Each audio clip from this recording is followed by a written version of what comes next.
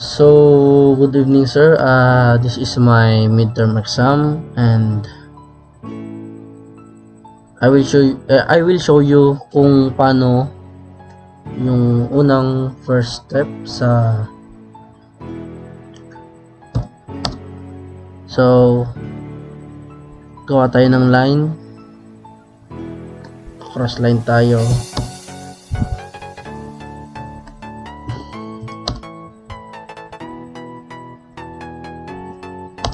Then, kuha tayo ng circle 2P. Size dito ay 2.166. Then, click natin. Then, array polar. Click the center. So, yun. Kuha ulit tayo ng circle. Radius. Yan. Then, circle ulit. Malaking circle sa labas. So, para makita natin yung ginawa natin, alisin natin yung dalawang lines. So, next box ay ganun ulit. Line, center, cross line.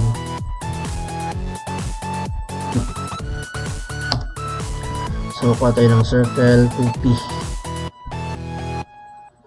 Size nito ay 1.24.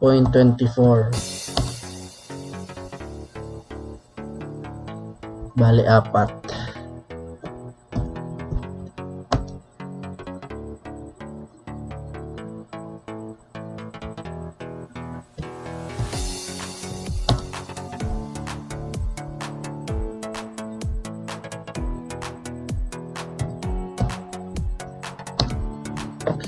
So, next step ay lines, a diamond,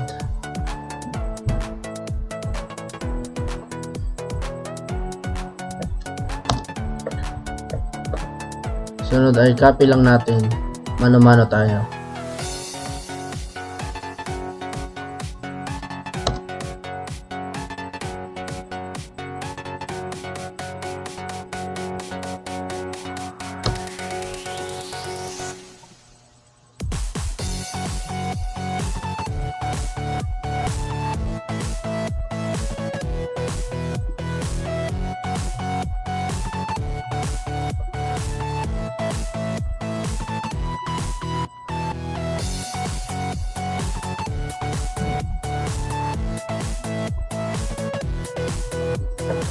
So, ayun. Gawa ulit tayo ng line sa loob ng maliit na circle. Dalawang line para makopy natin yung dalawang circle.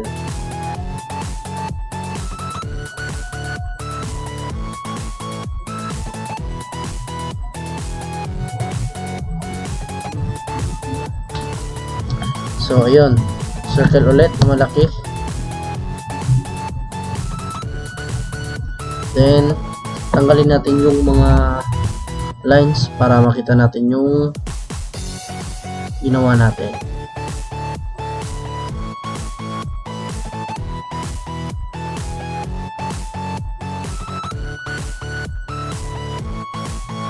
So, delete. Then, third box, ganun ulit. Line.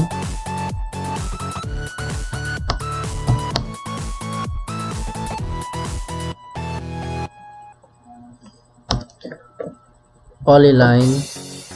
Start tayo dito sa gilid, tapos center, then type A.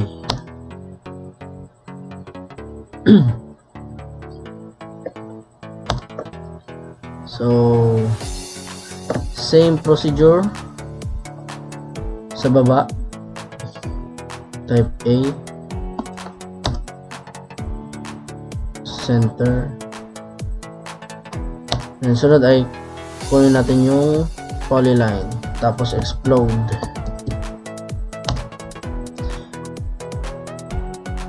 Apat. Then next ay array.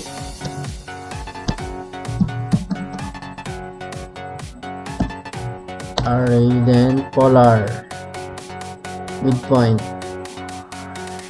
So ayun, sunod ay gagawa tayo ng circle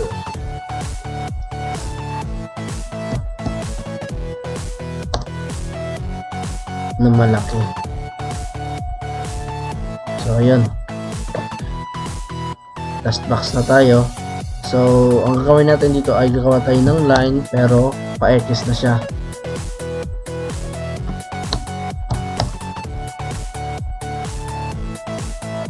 Then circle ulit sa center kahit anong size.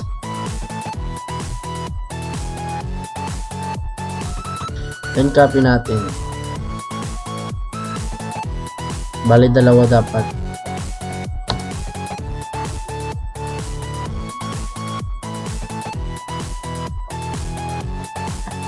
So katapos nyan, copy natin tong tatlo.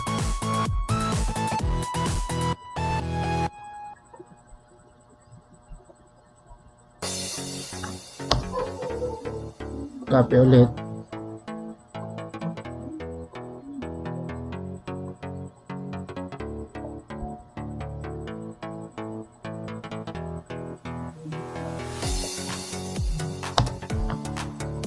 So ayun. Next ay highlight natin tong lahat na circle sa loob. Tapos scale. Center. Tapos kapag ganyan yung lumalabas, type lang natin R. So after that, click sa midpoint, then pinakadulo ng circle sa taas, then isakto lang natin. Ayun. So gagawa ulit tayo ng circle na malaki.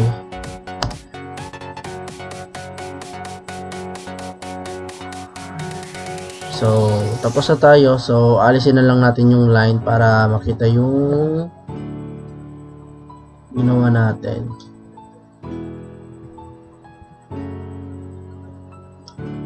And then alisin natin yung mga box.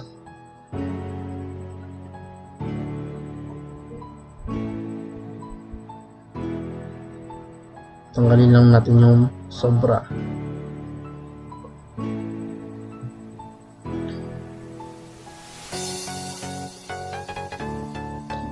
So lagyan natin to ng color. Right click, properties. So pili lang tayo kahit anong color. So ito yung napili ko, green. So ayun. Maraming salamat po at sana nag-enjoy kayo.